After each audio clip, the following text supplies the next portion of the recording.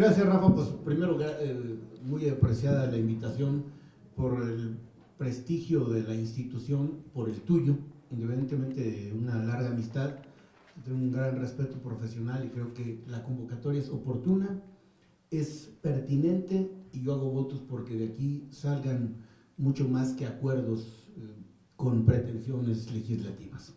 Me da mucho gusto la denominación del foro, porque echando mano de una aportación de un gran constitucionalista español, Manuel Aragón, decía que la Constitución es la expresión jurídica del poder.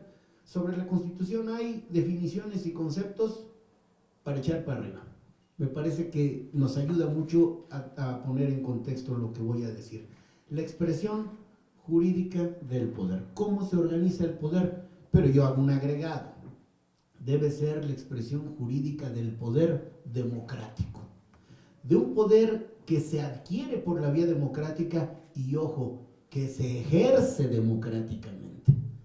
Y un poder que se ejerce democráticamente es uno siempre sometido a controles, es uno que se ejerce de cara a la comunidad y, ojo, que es lo que vinculo con el título, es un poder que se diseña y se ejerce pensando en la persona.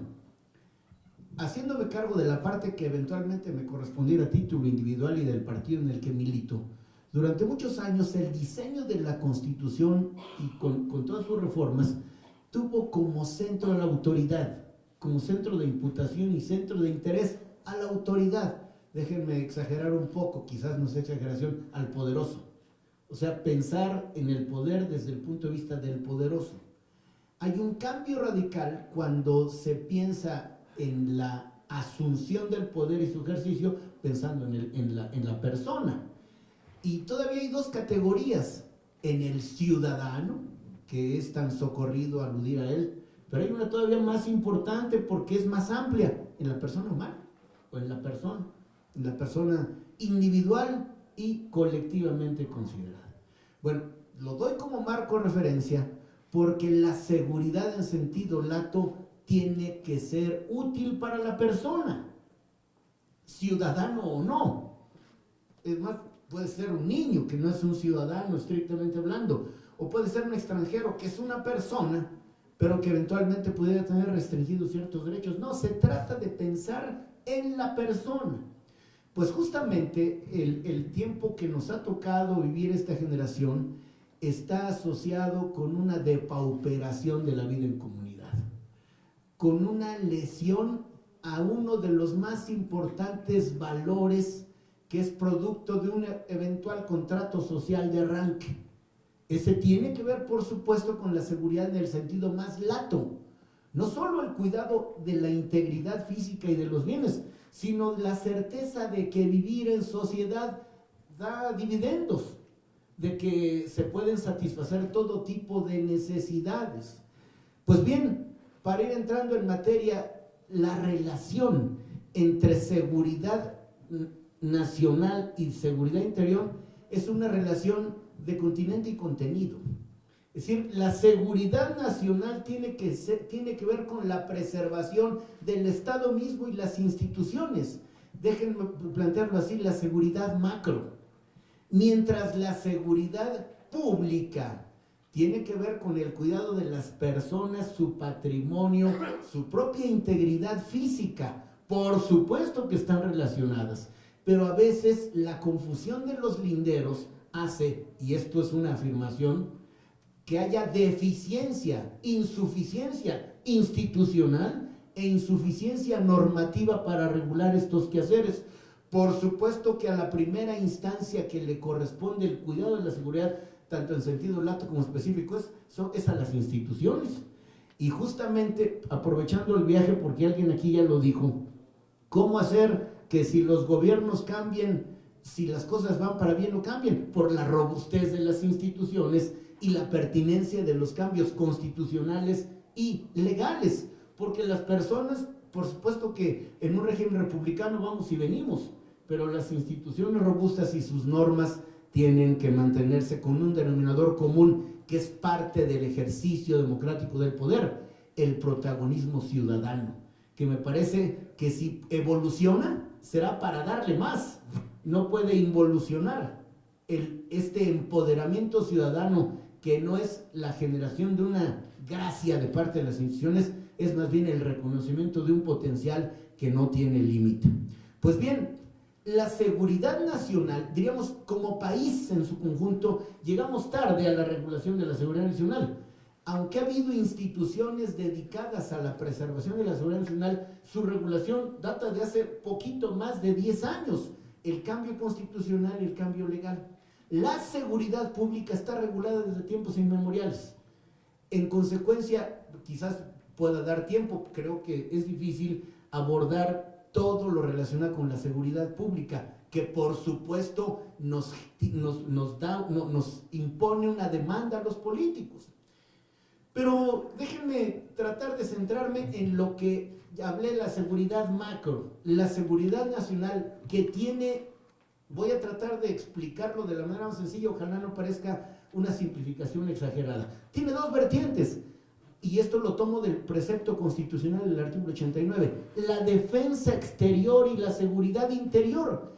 El término no lo acabamos de acuñar, el término tiene desde 1824. La seguridad interior, en el 24, en el 57 y en el 17, es decir, las constituciones federales que algunos abogados creen son las constituciones grandes, las constituciones más trascendentes, dado lo efímero de la de 36, de 43, 47, etc. Es decir, allí ha estado. Pero a diferencia de la seguridad pública, en este caso no hay regulación. En consecuencia, estamos viviendo una insuficiencia normativa que se convierte en una insuficiencia institucional y abre, ojo, abre espacios para la impunidad, eventualmente para los excesos y para el peligro de los derechos humanos.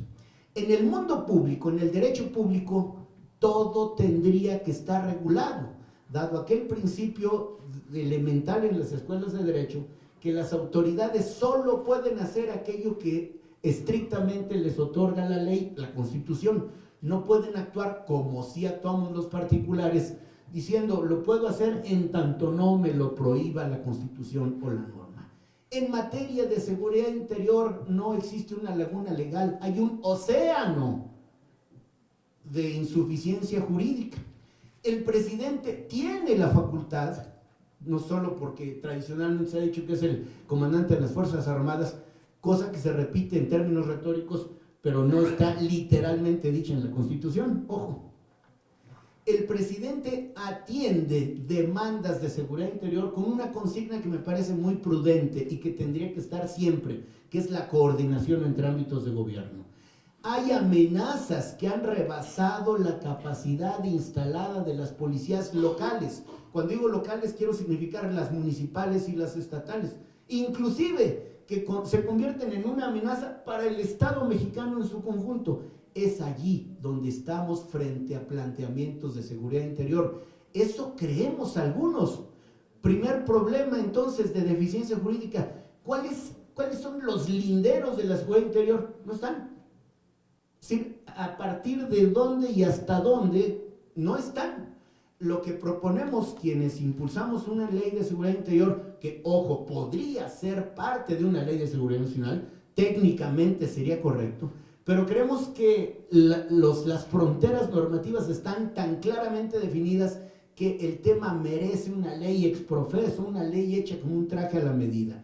Controles democráticos, por supuesto. No solo entonces es darle o atender positivamente una demanda de las Fuerzas Armadas que ya ha sido formulada, a quien le debe beneficiar la colocación de linderos temporales, linderos espaciales, es al ciudadano, porque puede obligar a que la autoridad no haga más allá de lo que una decisión del Ejecutivo, que es de quien depende el Ejército y la Armada, puedan hacer público y resolver.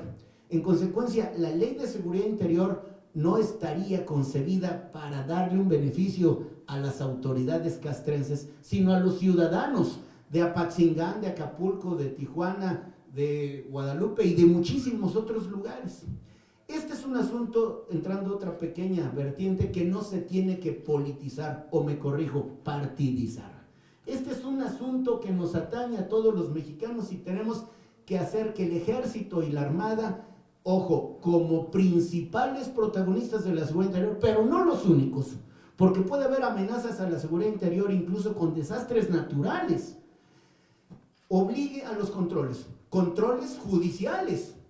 O sea, no es una patente de corso la que un presidente pueda emitir a este respecto. Controles camarales, controles legislativos, hay una comisión bicameral de seguridad nacional. Y por supuesto controles políticos, controles en materia de derechos humanos, porque las y los beneficiarios de una institución de esta naturaleza tienen que dar cuentas. Una palabra más. Yo estoy de acuerdo en regular el artículo 29, pero ojalá esa ley nunca la usáramos. O sea, son temas cercanos, por supuesto, pero son temas cuyos límites están perfectamente establecidos. Estamos hablando en el 29 de un estado de excepción donde se suspende el ejercicio y la deducción y el respeto de las garantías individuales, ahora bien llamadas derechos humanos. Entonces, estamos hablando de cosas distintas. La ley de seguridad interior no prevería, por lo menos en los términos que le hemos estado construyendo, un estado de excepción en donde los derechos humanos, aunque sea momentáneamente y en un territorio determinado, se cancelarían. Esto no entrañaría la cancelación ni suspensión de derecho humano alguno. Por razones de tiempo simplemente diría, mi opinión es que dejando atrás visiones partidarias y teniendo visión de Estado, una visión que trasciende trienios y sexenios, tenemos que perfeccionar o darle a la ciudadanía y a las Fuerzas Armadas, en ese orden de importancia, una legislación absolutamente respetuosa de los derechos humanos. Ojo con esto y con ello termino. Lo más riesgoso para un ciudadano, lo más delicado es que la autoridad no tenga linderos, no tenga límites. Es exactamente como estamos hoy. Por eso creo firmemente en la necesidad urgente de construir consensos en torno a una ley de seguridad interior sin escatimar, sin chantajes, sin una actitud que esté buscando más dividendos cortoplacistas o de orden partidario, sin mezquindades, en pocas palabras, y dispuestos, como se hace en el Poder Legislativo pluralmente integrado, a la negociación de cara a la comunidad para que cualquier cosa que se llegue a aprobar sea provechosa para las y los mexicanos. Gracias. La conversación evolucionó para hablar prácticamente de cómo está el país en todos los terrenos. Yo insisto en que al final la seguridad sin adjetivo, pública, nacional, interior, es requisito sine qua non para que la vida en sociedad valga la pena, para ejercer a plenitud las libertades y para vivir en paz. De esa entidad es la discusión que hemos tenido esta tarde. Por eso me parece que hay que insistir, diría tercamente, en la necesidad de tener una gobernabilidad, sí, pero democrática. Y esto entraña, primero, y lo pongo por delante, el respeto cabal por los derechos de las personas. Nos dimos los mexicanos en 2011 la reforma en esta materia más trascendental que hayamos tenido. Esto no significa, y hablo de la naturaleza humana, que de manera automática los preceptos calen y se conviertan en cultura ciudadana. Lo que significa que hay instituciones robustas y normas que hacen neciamente que todos, empezando por las autoridades, observamos los derechos de las personas. Soy un convencido de la necesidad, primero, de que las policías estatales y obviamente las municipales hagan su trabajo. Se han invertido miles de millones de pesos de recursos de la comunidad en la capacitación, el adiestramiento y el equipamiento de policías municipales que lamentablemente no dan el ancho en lo general. Hay, grosso modo, 2.500 municipios en México y pocos cientos de corporaciones policíacas, y yo creo que no llegan a 150 las que tienen razonablemente capacidad de respuesta. lo he dicho públicamente y hoy lo reitero, nosotros no estamos de acuerdo con el esquema de mando mixto, nosotros creemos absolutamente en el esquema de mando único. No significa que los policías por ensalmo cambien de forma de pensar y de actuar, significa que los tramos de control se abrevian y la posibilidad de tener más éxito también aumenta. Ahora bien, son tan intrincados los asuntos aquí dichos que no tienen una sino muchas respuestas. Una de las vertientes de las que aquí se ha hablado es de la justicia cotidiana, que nos hemos enviado como Cámara de Origen y de Revisión, el Senado y la Cámara de Diputados, al menos 12 cambios, algunos constitucionales y otros legales, para incidir en la justicia cotidiana, que suele ser complicada, sinuosa, cara e ineficaz. Yo tengo confianza en que esta vertiente pueda caminar pronto. Hablo de la de justicia cotidiana, que muchos de los asuntos aquí planteados tendrían mejor respuesta. Yo no creo en soluciones mágicas, ni en esa ni en ninguna materia. Una vertiente más. En 2007 expedimos un cambio constitucional, logramos un cambio constitucional del sistema de justicia penal, al que se aprobó en 2008 y le dimos en aquel entonces 8 años de vacatio legis que acabaron el año pasado y que no hemos logrado consolidar. Un sistema que privilegia los derechos de la víctima y respeta, sin más, respeta los derechos del imputado. No obstante, el sistema no ha acabado de cuajar. Es otra vertiente que tiene que ver con normas jurídicas, pero lo más importante, con su aplicación. Yo soy un convencido de que el gran protagonista del siglo XXI, creo que en el mundo, pero no tengo duda que en México, es el ciudadano. El ciudadano en lo individual o el ciudadano en grupos. Por eso felicito a todas y todos quienes están involucrados en este asunto e invito a que la discusión continúe, dada la precariedad con la que hemos tenido que abordar muchos asuntos. Yo creo a pie juntillas en el ejercicio cabal de los derechos, y para comentar aquello relacionado con si es derecho o es deber, una pequeña nota de orden jurídico, de doctrina jurídica. Hay a cada deber jurídico le viene un derecho subjetivo, de suerte que me parece una gran idea frasearlo como derecho fundamental, derecho de las personas, como aquí se ha comentado, como un bien público. Pero hoy mismo quizás le falte la rotundidad de la redacción, pero es un derecho, por supuesto que lo es. Tendremos en todo caso que hacer que la Corte se pronuncie o lo que sea, pero es mi convicción jurídica que es un derecho, y como este tipo de derechos no puede estar limitado a nadie ni en ninguna circunstancia. Termino.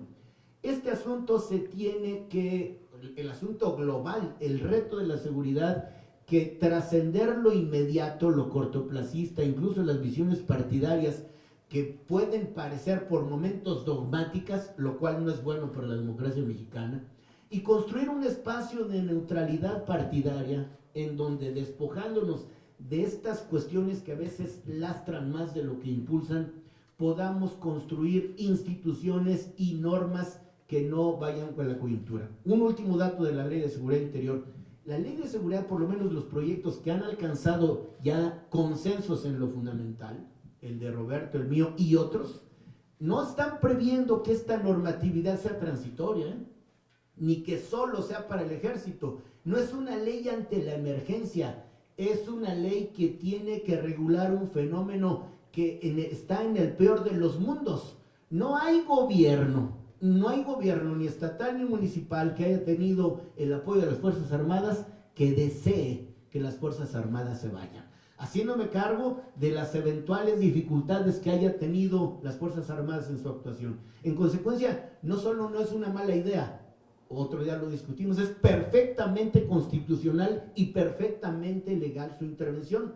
Pero si no les ponemos linderos, no solo tendrán problemas de operatividad los militares, vamos a tener los ciudadanos, aquellos a los que ustedes representan, problemas para saber hasta dónde puede actuar la autoridad, porque todo puede quedar, ya no digamos en una declaratoria, que es lo que estamos proponiendo, porque una declaratoria tiene un texto y una normatividad que es revisable y controlada. Hoy es sencillamente una decisión que no es fácilmente impugnable y en donde no se determina tiempo, modo y circunstancias, y el principal personaje en riesgo es el ciudadano, que tendría que ser exactamente al revés. Visto como una cuestión relacionada con la seguridad humana, tiene que ser el principio y el fin de toda la acción de gobierno. Gracias.